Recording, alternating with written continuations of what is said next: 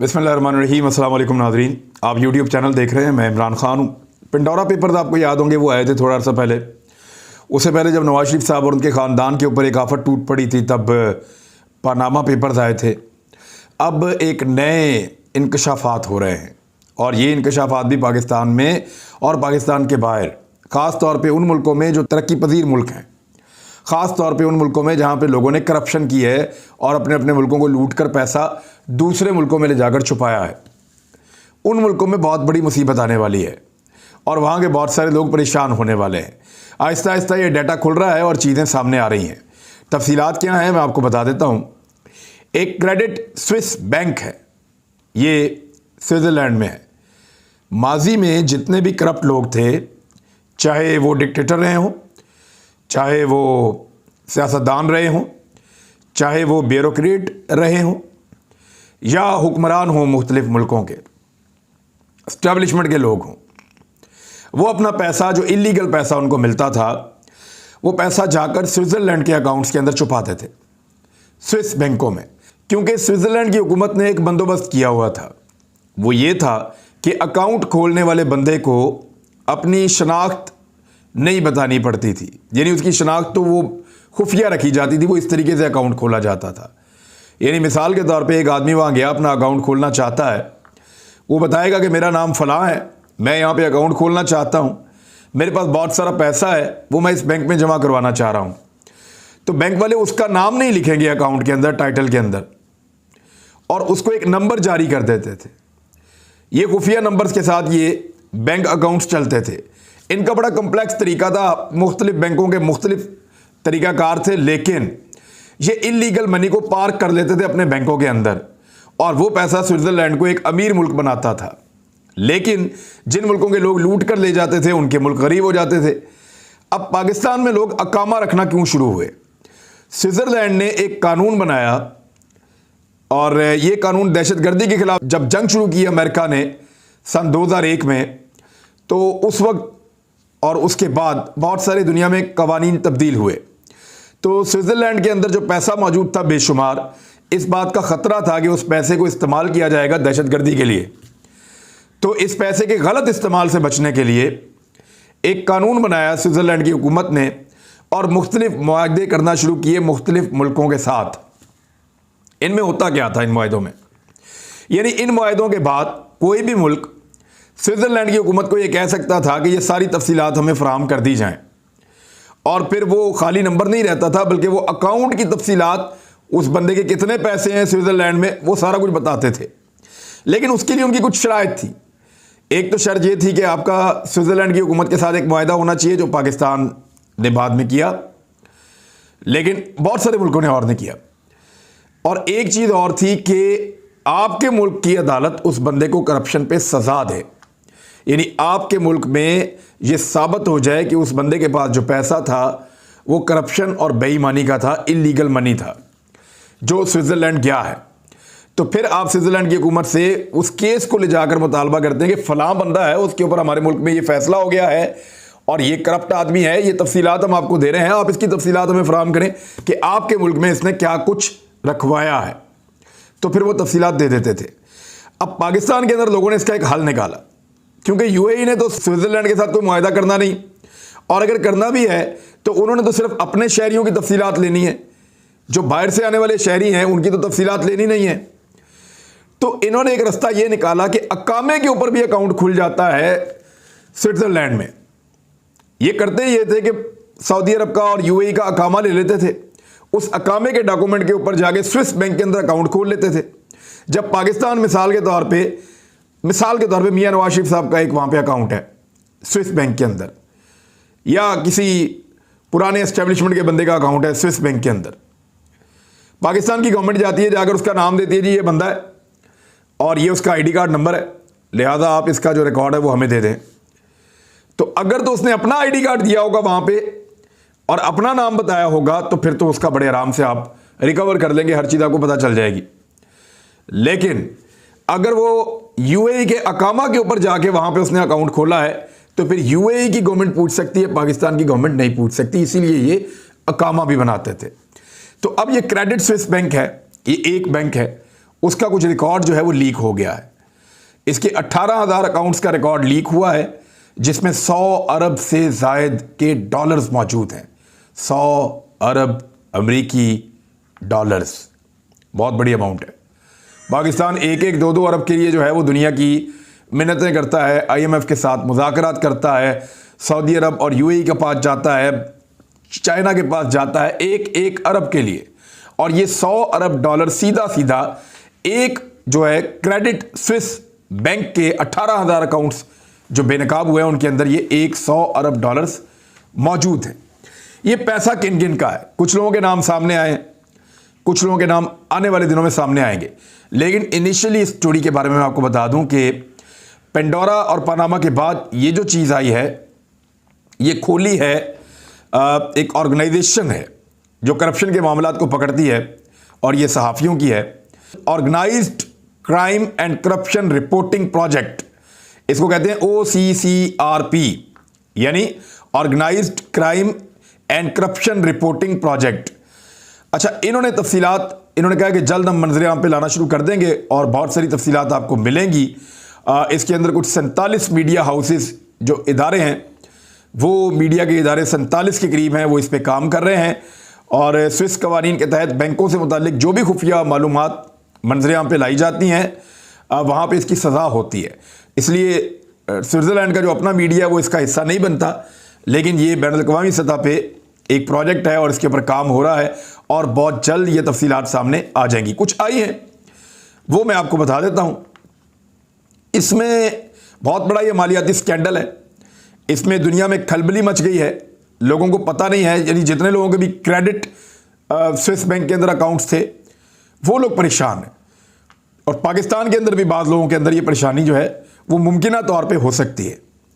अब इसमें 15 इंटेलिजेंस शख्सियात हैं दुनिया भर की जो इंटेलिजेंस से वाबस्ता थी। 15 खुफिया एजेंसियों के लोग, उनके भी अकाउंट हैं, उनके करीबी ख़ानदान के अफराद के अकाउंट्स हैं। और इस रिपोर्ट को देखने के बाद दुनिया भर में बदउनवान सियासतदानों और आमरों के स्विस बैंक अकाउंट्स की तफसीलात भी इसके अंदर शामिल हैं। अब इसमें जिम्बाब्वे के सदर जो साबिक थे रॉबर्ट मुगाबे, वैसे तो वो बहुत जो है वो अपने आप को पॉलिटिकली बड़ा बेहतर आदमी करार देते हैं और बड़ी उन्होंने अपनी गुड्डी चढ़ाई हुई थी, लेकिन मुखालिफिन को कुचलने के लिए एक बैंक ने उनको 10 करोड़ डॉलर की रकम फराहम की थी। ये भी रिकॉर्ड जो है वो निकल आया है। उसके अलावा बहुत सारे ऐसे लोग हैं जिन पे माली जराइम और तशद्दुद या इस किस्म के इल्ज़ामात हैं, और उनके अकाउंट्स भी स्विट्ज़रलैंड के इस बैंक के अंदर शामिल थे। साबिक मिस्री आमिर जो हैं सदर थे, जो हुस्ने मुबारक, और साबिक मिस्री इंटेलिजेंस चीफ जो हैं उमर सलमान, वो भी क्रेडिट स्विस सीक्रेट्स अकाउंट के मालिक निकले हैं।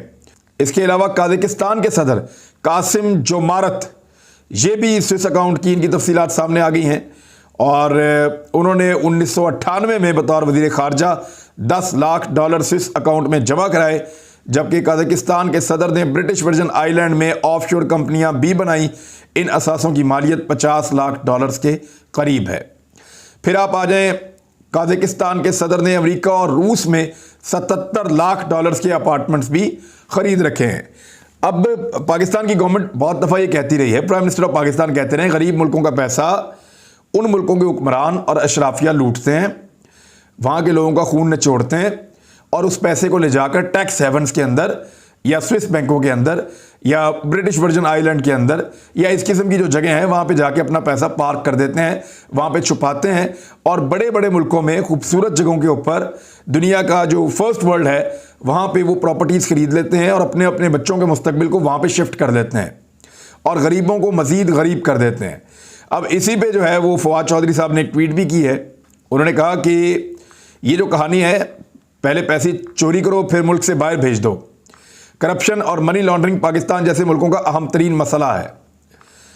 इमरान खान इस मसले पर मुसलसल आवाज़ उठा रहे हैं। अमीर मुल्क गरीब मुल्कों के इस इस्तेहसाल को रोकें। अब सारे लॉन्ड्रर यानी मनी लॉन्ड्रर इत्तेहाद बना रहे हैं, यानी दुनिया के अंदर अभी आलमी सतह पे काम शुरू हो गया है। जनरल ज़ियाउल हक के इंटेलिजेंस सरबराह का नाम भी इसके अंदर शामिल है।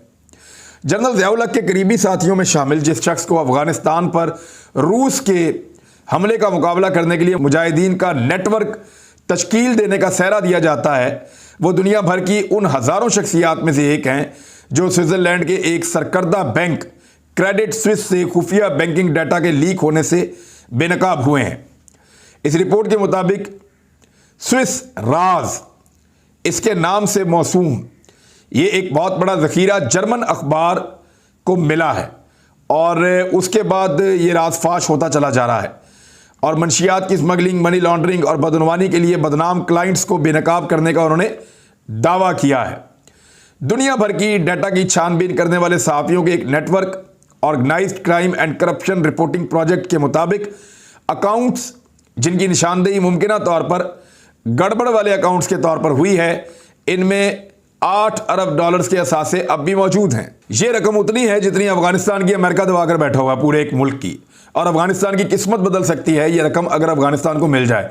मैं आपको ये इसलिए बताता हूं ताकि आपको पता चले कि कितनी ताकतवर और कितनी बड़ी रकम है और ये क्या कुछ कर सकती है, इसका वॉल्यूम कितना बड़ा है। पाकिस्तानी इंटेलिजेंस एजेंसी के सरबराह की हैसियत से जनरल अख्तर अब्दुर्रहमान खान ने अफगानिस्तान में सोवियत यूनियन के खिलाफ जंग में मदद के लिए अमेरिका और दीगर ममालिक की जानिब से मुजाहिदीन को अरबों डॉलर की नकद रकम और दीगर इमदाद फराहम करने में मदद की थी।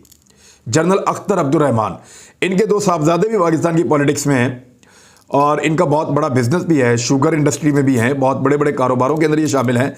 अभी पाकिस्तान के जो सबसे बड़े मीडिया जाइंट हैं मीर शकील उर रहमान, उनके ख़ानदान के साथ इनकी रिश्तेदारी भी हुई है। हुमायूं अख्तर खान, हारून अख्तर खान पाकिस्तान में बहुत मकबूल हैं पॉलिटिकली भी। उनका नाम जो है वो यहाँ पे आ रहा है कि जनरल अख्तर अब्दुर्रहमान के 3 बेटों के नाम पर 1985 में अकाउंट खोला गया। हालांकि जनरल को कभी इमदादी रकम की चोरी करने के इल्ज़ामात का सामना नहीं करना पड़ा और कुछ बरस बाद इस अकाउंट में मौजूद रकम 37 लाख डॉलर तक पहुंच गई। ये बात है 1985 की। 1985 में जनरल अख्तर अब्दुर्रहमान ने अपने 3 बेटों के नाम के ऊपर ये अकाउंट खोले थे। बाद में इसकी रकम बहुत बढ़ गई थी, लेकिन उनकी ज़िंदगी में उनके ऊपर करप्शन का या इस पैसे को खुर्द-बुर्द करने का किसी किस्म का कोई इल्ज़ाम नहीं लगा था। एक बात मैं आपको याद दिला दूं, 1985 में जब ये अकाउंट खोले गए थे और तीनों बेटों का एक मुश्तरका अकाउंट खोला था जनरल अख्तर अब्दुर्रहमान साहब के तीनों बेटों का, और ये खोला था स्विट्ज़रलैंड में, तो उसी साल अमेरिका के सदर जो थे उस वक्त के रोनाल्ड रैगन, उन्होंने इस बात पर तशवीश का इजहार किया था कि मुजाहिदीन के लिए दी जाने वाली रकम कहाँ जा रही है। बहरहाल दूसरी तरफ जो मौक़िफ़ है जनरल साहब के, जो इस वक्त हयात हैं, जो बेटे मौजूद हैं, उन्होंने कहा कि ये मालूमात दुरुस्त नहीं है और ये अंदाज़े हैं, ये उन्होंने क्लेम किया है, लेकिन आने वाले दिन में इसकी मज़ीद तफसीलात भी सामने आ जाएंगी। इस लीक के अफशा होने वालों की फहरिस्त में उर्दन के शाह अब्दुल्ला डोम, मिस्र के साबिक हुक्मरान हुस्नी मुबारक, मैंने आपको पहले भी बताया, वेनेज़ुएला के अफसरान भी इसके अंदर शामिल हैं और तवील अरसे से जारी बदनुमानी के स्कैंडल में पहले ही वो फंसे हुए हैं और अब ये उनका जो है वो लेने के दिन उनको पड़ जाएंगे। पाकिस्तान से मजीद कितने नाम आते हैं और किस किस का नाम आता है ये देखना होगा। भी तो ये सिर्फ एक अकाउंट है, बेशुमार अकाउंट्स वहाँ पर मौजूद हैं। मुस्लिम लीग नून ने एक इल्ज़ाम लगाया है तहरीक अदम एतमाद के हवाले से। उन्होंने कहा कि पेशावर में एक शख्स है, वैसे मैं आपको बता देता हूँ वो इशारा किसकी तरफ कर रहे हैं। PMLN का इस वक्त सबसे बड़ा मसला ये है, जो 2 चीज़ें वो चाहते हैं। एक तो वो ये चाहते हैं कि जनरल बाजवा साहब जो इस वक्त पाकिस्तान के आर्मी चीफ हैं, उनको एक दफ़ा एक्सटेंशन मिल चुकी है। वो बारहा ये निजी महफिलों में भी पूछते हैं, बात भी करते हैं हर जगह पे, इवन हम सहाफ़ियों से भी पूछते रहते हैं कि जो लोग बाखबर हैं उन तक भी वो जाते हैं कि कहीं बाजवा साहब को दोबारा एक्सटेंशन तो नहीं मिल जाएगी।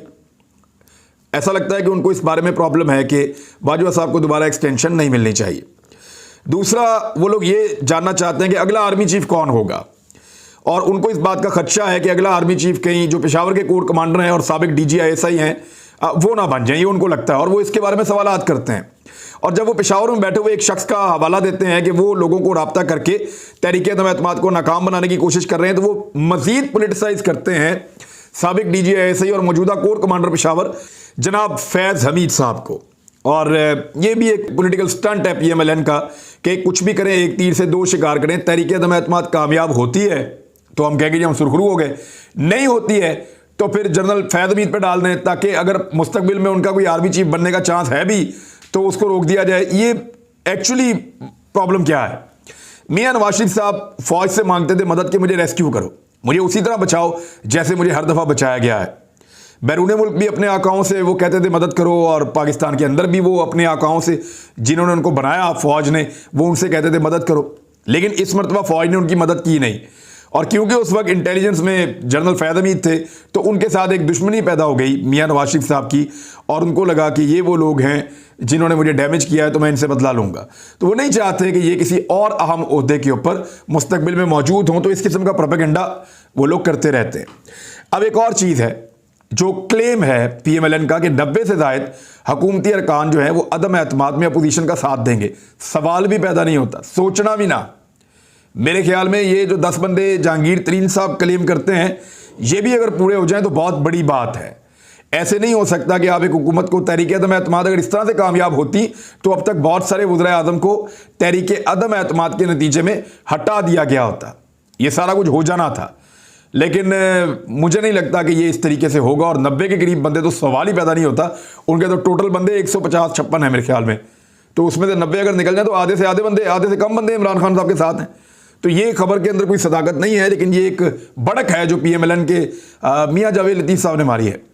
शहबाज शरीफ और तरीन की खुफिया मुलाकात कहाँ हुई, इसका भांडा एक PTI रहनुमा ने फोड़ा है, और उन्होंने इंकशाफ किया है कि ये फ़याज़ुल हसन चौहान का कहना था कि जहांगीर तरीन ने बतौर सेक्रेटरी जनरल PTI अपनी ज़िम्मेदारी बेहतर तरीके से निभाई है माजी में।